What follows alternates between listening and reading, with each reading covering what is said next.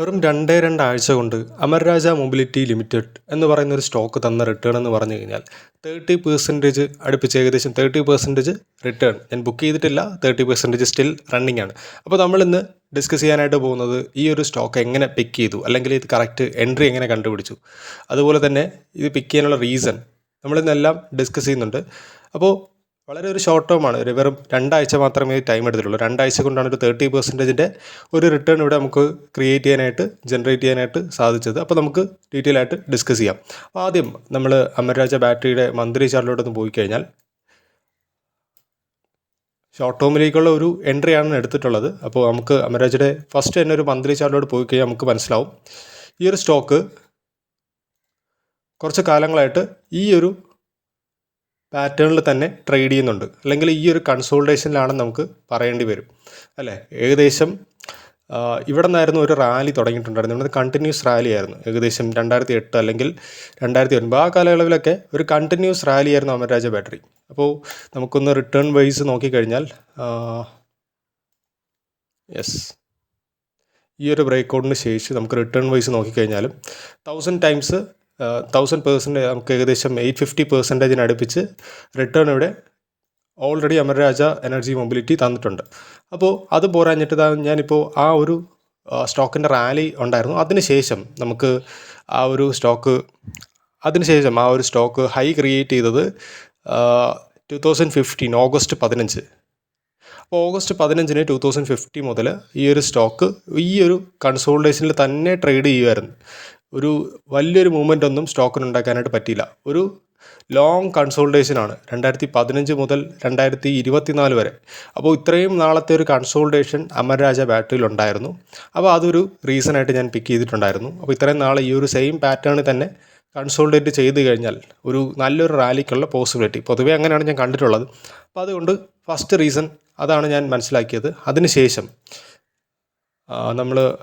ഞാൻ പൊതുവേ basically monthly ചാർട്ടിലോട്ട് പോയിട്ട് ലോങ് ടേം ട്രെൻഡ് എന്താണ്, അതിനുശേഷം ഷോർട്ട് ടേം ട്രെൻഡ് എന്താണ്, മിഡ് ടേം ട്രെൻഡ്, അങ്ങനെയാണ് ഞാൻ നോക്കി വരാറുള്ളത്. അപ്പോൾ ഈ ഒരു കേസിനകത്ത് നോക്കുകയാണെന്നുണ്ടെങ്കിലും നമുക്ക് ഒരു വീക്കിലി ചാർട്ടിലോട്ട് പോയാലും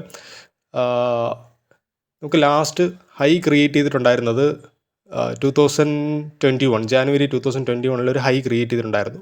ആ ഹൈന് ശേഷം പിന്നെ വീണ്ടും ആ ഒരു സ്റ്റോക്ക് പഴയ ആ ഒരു പാറ്റേണിൽ തന്നെ ട്രേഡ് ചെയ്ത് പോകുന്നുണ്ടായിരുന്നു.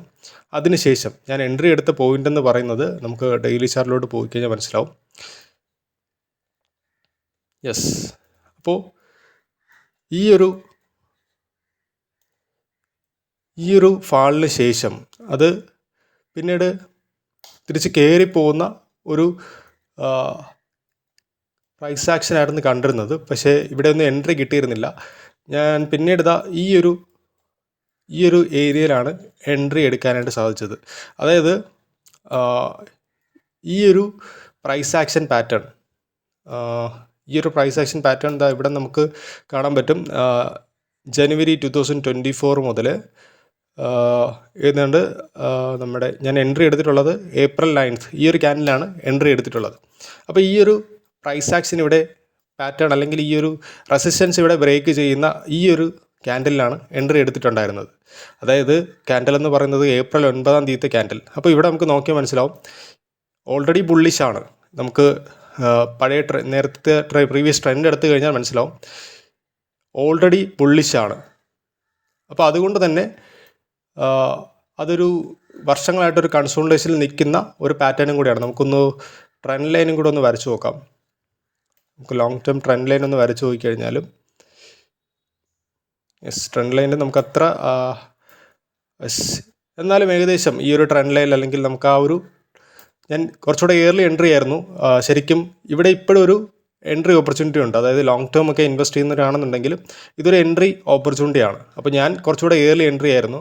ഞാൻ എടുത്തിട്ടുള്ളത് 881 എന്ന് പറഞ്ഞൊരു സോണിലായിരുന്നു എൻട്രി എടുത്തിട്ടുള്ളത്. അപ്പോൾ ഞാൻ പറഞ്ഞുള്ള റീസൺ എന്ന് പറഞ്ഞു കഴിഞ്ഞാൽ ഈ ഒരു ട്രെൻഡിൽ ഓൾറെഡി സ്റ്റോക്ക് ബുള്ളിഷാണ്. അതോടൊപ്പം തന്നെ ഈ ഒരു പാറ്റേണും കൂടെ ഇവിടെ ക്രിയേറ്റ് ആയിട്ടുണ്ട്. അപ്പോൾ ഈ ഒരു പാറ്റേൺ ഇത് ബ്രേക്ക് ചെയ്ത സമയത്തായിരുന്നു എൻട്രി എടുത്തിട്ടുണ്ടായിരുന്നത്. April 9 ആയിരുന്നു എൻട്രി കിട്ടിയിട്ടുണ്ടായിരുന്നത്. അതിനുശേഷം അത് മാർക്കറ്റിൻ്റെ ചെറിയൊരു ഫ്ലക്ച്വേഷൻസ് അല്ലെങ്കിൽ മാർക്കറ്റ് ചെറുതായിട്ടൊന്ന് ഫാളായ സമയത്ത് ഇവിടെയൊക്കെ ഒരു ചെറിയൊരു ഡിപ്പ് പോലെയൊക്കെ വന്നായിരുന്നു. അപ്പോൾ ഞാൻ 881 എൻട്രി എടുക്കുകയും സ്റ്റോപ്പ് ലോസ് കീപ്പ് ചെയ്തിട്ടുണ്ടായിരുന്നത് 737. ഞാൻ കുറച്ചും കൂടെ ഒരു ഷോർട്ട് ടേം ട്രേഡ് ആണെന്നുണ്ടെങ്കിലും കുറച്ചുകൂടി ഒരു മിഡ് ടേം ഒരു 2 months ഒക്കെ ഹോൾഡ് ചെയ്യാന്നുള്ള രീതിയിലാണ് ട്രേഡ് എടുത്തിട്ടുള്ളത്. അപ്പോൾ അതുകൊണ്ടാണ് ഇത്ര ഒരു സ്റ്റോപ്പ് ലോസ് വെച്ചിട്ടുണ്ടായിരുന്നത്. അപ്പോൾ ഒരു ഷോർട്ട് ടേം ബേസിക്കലി ഒരു പെട്ടെന്ന് എക്സിറ്റ് ചെയ്യുന്നവരൊക്കെ ആണെന്നുണ്ടെങ്കിൽ ഈ ഒരു ബ്രേക്കിൽ തന്നെ എൻട്രി എടുത്തിട്ട് അതിൻ്റെ തൊട്ട് താഴെ അല്ലെങ്കിൽ സ്റ്റോപ്പ് ലോസ് ഇട്ട് കഴിഞ്ഞാൽ അടിച്ചു പോകാനുള്ള സ്റ്റോപ്പ് ലോസ് ഹിറ്റ് ആവാനുള്ള ചാൻസ് അവിടെ കൂടുതലാണ്. അപ്പോൾ ഇവിടെ ഞാൻ കുറച്ചും കൂടെ ലോങ് ടേം വ്യൂ ആയതുകൊണ്ട് തന്നെ ഈ ഒരു പോയിന്റിൽ എൻട്രി എടുത്തു. ഈ ഒരു പോയിന്റ് എൻട്രി എടുത്തതിന് ശേഷം കുറച്ചൊരു കൺസോൾട്ടേഷൻ പോലെ വന്നിട്ട് പിന്നീടാണ് ഇവിടെ ഒരു 10% റാലി കണ്ടു. അതിനുശേഷം ഇപ്പോൾ നമുക്കത് സ്റ്റോക്ക് എത്തിയിരിക്കുന്നത് 1200 എന്ന് പറഞ്ഞ റേഞ്ച്, 1200 ടച്ച് ചെയ്തിട്ടാണ് ഇപ്പോൾ സ്റ്റോക്ക് ഉള്ളത്. നമുക്ക് പ്രൈസ് റേഞ്ച് ഇവിടെ നിന്ന് കാൽക്കുലേറ്റ് ചെയ്ത് കഴിഞ്ഞാൽ ഏകദേശം 30-35% മുകളിലോട്ട് വന്നായിരുന്നു. ഇപ്പോൾ അത് ട്രേഡ് ചെയ്യുന്നത് ഏകദേശം 28% അടുത്ത് റിട്ടേൺ ആണ് നമുക്ക് കിട്ടിയിട്ടുള്ളത്. ഞാനിത് പോരാഞ്ഞിട്ട് കൂടെ തന്നെ ഇതിൻ്റെ ഒരു ഫണ്ടമെൻറ്റൽസും ജസ്റ്റ് നോക്കിയായിരുന്നു. ഞാൻ കുറച്ചും കൂടെ ഒരു മിഡ് ടേം ആയതുകൊണ്ട് തന്നെ കുറച്ചും കൂടെ ഫണ്ടമെൻറ്റൽസും കാര്യങ്ങളൊക്കെ നോക്കിയായിരുന്നു. അപ്പോൾ അതിൽ എനിക്ക് മനസ്സിലാക്കാനാണ് സാധിച്ചത്, ഇപ്പോൾ സ്റ്റോക്ക് ട്രേഡ് ചെയ്യുന്നത് ഇൻഡസ്ട്രി പിയേക്കാളും താഴെയാണ്. സ്റ്റോക്ക് പി എന്ന് പറഞ്ഞാൽ 24.6 ആണ്, എൻ്റെ ഇൻഡസ്ട്രി പി 32.5. അപ്പോൾ കുറച്ചും കൂടെ ഒരു അണ്ടർ വാല്യൂഡ് ആയിട്ടുള്ള ഒരു സിഗ്നൽസ് ആണ് ശരിക്കും ഒരു പി നമുക്ക് കാൽക്കുലേറ്റ് ചെയ്യുന്നത്. ആക്യുറേറ്റ് ആയിട്ട് കാൽക്കുലേറ്റ് ചെയ്യാൻ പറ്റിയില്ല എന്നുണ്ടെങ്കിലും നമുക്ക് ബേസിക്കലി നോക്കുമ്പോൾ മനസ്സിലാവുന്നത്, നമുക്ക് ആദ്യം ഞാൻ പ്രൈസ് ആക്ഷൻ തന്നെയാണ് എടുക്കാറുള്ളത്. പ്രൈസ് ആക്ഷൻ എടുത്തതിന് ശേഷം മാത്രമേ ആ ഒരു ഫണ്ടമെൻറ്റൽസിലോട്ട് പോകത്തുള്ളൂ. അപ്പോൾ ഫണ്ടമെൻറ്റൽസ് നോക്കിയ സമയത്തും അധികം കുഴപ്പമില്ല, ഒരു അണ്ടർ വാല്യൂഡ് ആയിട്ടുള്ള സ്റ്റോക്കായിട്ട് തോന്നി. അതോടൊപ്പം ROEയും അതുപോലെ തന്നെ ROCയും നല്ലൊരു അത്യാവശ്യം മോശമല്ലാത്ത ഒരു ROCയും തന്നെയാണ് ഉണ്ടായിരുന്നത്. അതിനുശേഷം പിന്നീട് ഞാൻ ക്വാർട്ടർലി റിസൾട്ട് നോക്കിയ സമയത്തും അതിൻ്റെ സെയിൽസ് ആണെന്നുണ്ടെങ്കിലും അതുപോലെ തന്നെ നെറ്റ് പ്രോഫിറ്റിൻ്റെ കാര്യത്തിലാണെന്നുണ്ടെങ്കിലും ഒരു ഇൻക്രീസിങ് ട്രെൻഡിലാണെന്ന് മനസ്സിലായി. അതായത് 2020 ക്വാർട്ടർ തൊട്ട് നമുക്ക് ലാസ്റ്റ് ഡിസംബർ 2023 ക്വാർട്ടർ വരെ എടുത്ത് നോക്കുകയാണെന്നുണ്ടെങ്കിൽ ഇവിടെ 194 കോടി പ്രോഫിറ്റ് ഉണ്ടാക്കി, ഒരു ചെറിയൊരു ഡിപ്പ് 189 കോടി. അതിനുശേഷം പിന്നെ ഇവിടെ നമുക്ക് കൃത്യമായിട്ട് കാണാൻ പറ്റും ഒരു കണ്ടിന്യൂസ് ആയിട്ട് പ്രോഫിറ്റ് അല്ലെങ്കിൽ പ്രോഫിറ്റ് ഗ്രോത്ത് ജനറേറ്റ് ചെയ്യുന്ന ഒരു കമ്പനിയാണ് അമർ രാജ എന്ന് പറയുന്നത്. അതിനുശേഷം നമുക്ക് അവരുടെ പ്രോഫിറ്റ് ആൻഡ് ലോസിലോട്ട് പോയാലും ഓരോ ഇയറിലും നമുക്ക് നെറ്റ് പ്രോഫിറ്റ് ഇൻക്രീസ് ചെയ്യുന്നത് കാണാനായിട്ട് പറ്റും. നെറ്റ് പ്രോഫിറ്റ് മാത്രം ഒരു ക്രൈറ്റീരിയ ആയിട്ട് പറയുന്നതല്ല, ശരിക്കും അത് വൺ ഓഫ് ദി ക്രൈറ്റീരിയ ആണ്. അപ്പോൾ ഇവിടെ നെറ്റ് പ്രോഫിറ്റിൻ്റെ കേസിൽ 481 കോടി 661 കോടി ഒരു ഇൻക്രീസിങ് ട്രെൻഡിലാണ്. അപ്പോൾ ലാസ്റ്റ് എത്തി നിൽക്കുന്നത് മാർച്ചിൽ എത്തി നിൽക്കുന്നത് എന്ന് പറഞ്ഞു കഴിഞ്ഞാൽ 695 crores ഒരു പ്രോഫിറ്റ് അവിടെ ജനറേറ്റ് ചെയ്യാനായിട്ട് പറ്റിയിട്ടുണ്ട്. അപ്പോൾ ഒരു ഇൻക്രീസിങ് ട്രെൻഡിലാണ് നെറ്റ് പ്രോഫിറ്റ് ഉള്ളത്. 3 ഇയറിൻ്റെ കോമ്പൗണ്ട് സെയിൽസ് നോക്കിയാലും 15% ആണ്. 3 ഇയറിൻ്റെ പ്രോഫിറ്റ് ഗ്രോത്ത് നോക്കിയാലും 4% ആണ്. അതുപോലെ തന്നെ CAGRും നല്ലൊരു അത്യാവശ്യം കുഴപ്പമില്ലാത്ത കോമ്പൗണ്ട് ആനുവൽ ഗ്രോത്ത് റേറ്റ് എന്ന് പറഞ്ഞാൽ 11%, അത്യാവശ്യം തിരക്കിടില്ലാത്ത. ഞാൻ പിന്നെ അധികം ഫണ്ടമെൻറ്റൽസ് നോക്കിയിട്ടില്ല, കാരണം ഒരു ഷോർട്ട് ടേം എൻട്രി ആയതുകൊണ്ട് തന്നെ പെട്ടെന്നൊരു ക്വിക്കായിട്ടൊരു ഫണ്ടമെൻറ്റൽസ് നോക്കിയെന്നുള്ളൂ. അപ്പം മോശമില്ലാത്തൊരു ഫണ്ടമെൻറ്റൽസ് ആയതുകൊണ്ട് തന്നെയാണ് ഈ ഒരു 881 എന്ന് പറഞ്ഞ റേഞ്ചിൽ ഇൻവെസ്റ്റ് ചെയ്യാനായിട്ട് റെഡി ആയത്. അപ്പോൾ ഇപ്പോഴും ഞാനിത് സ്റ്റോക്ക് ഹോൾഡ് ചെയ്യുന്നുണ്ട്. ഇതുവരെ നമുക്ക് ഒരു എക്സിറ്റ് പോയിന്റ് കണ്ടില്ല, അല്ലെങ്കിൽ ഞാൻ ഇനിയും വെയിറ്റ് ചെയ്യുവാണ്. അപ്പോൾ ഇനി ഈ സ്റ്റോക്കിൽ എൻട്രി ഉണ്ടോ എന്ന് ചോദിച്ചു കഴിഞ്ഞാൽ ഈ ഒരു പോയിന്റ് ഞാനിവിടെ ഈ ഒരു സപ്പോർട്ട് വരച്ചിട്ടുള്ളത് നമുക്ക് കാണാനായിട്ട് പറ്റും. വീക്കിലി ചാർട്ടിലോട്ടൊക്കെ പോയി കഴിഞ്ഞാൽ ഒരു ഇമ്പോർട്ടൻറ്റ് സപ്പോർട്ടാണ് 1000 സോൺ എന്ന് പറയുന്നത്. അത് 1000 വരുവാണെന്നുണ്ടെങ്കിൽ നല്ലൊരു എൻട്രി ഓപ്പർച്യൂണിറ്റി അമർ രാജ ബാറ്ററിയിലുണ്ട്, അല്ലെങ്കിൽ അമർ രാജ എനർജി മൊബിലിറ്റിയിലുണ്ട്. അപ്പോൾ 1000 റേഞ്ചാണ് ഇനി ഒരു എൻട്രി ഓപ്പർച്യൂണിറ്റി ഉള്ളത്. അല്ലാന്നുണ്ടെങ്കിൽ പുതിയൊരു എൻട്രി ഓപ്പർച്യൂണിറ്റി എന്ന് പറയുന്നത് ഇങ്ങനെ ഒരു കൺസോൾട്ടേഷൻ അല്ലെങ്കിൽ അടുത്ത ഫോം ഓഫ് കൺസോൾട്ടേഷൻ വന്നതിന് ശേഷം തിരിച്ചൊരു റാലി പോകുന്ന സമയത്ത് നമുക്ക് എൻട്രി എടുക്കാനായിട്ട് പറ്റും. ഇപ്പോൾ എൻട്രി ഉണ്ടോയെന്ന് ചോദിച്ചു കഴിഞ്ഞാൽ ഇല്ലയെന്ന് തന്നെ പറയേണ്ടി വരും. കാരണം എന്ന് പറഞ്ഞു കഴിഞ്ഞാൽ ഇപ്പോൾ ഇത്രയും ഒരു റാലി നമുക്ക് ഏകദേശം 30% എൻട്രി എടുത്ത് 30% എടുത്ത് റാലി തന്നു.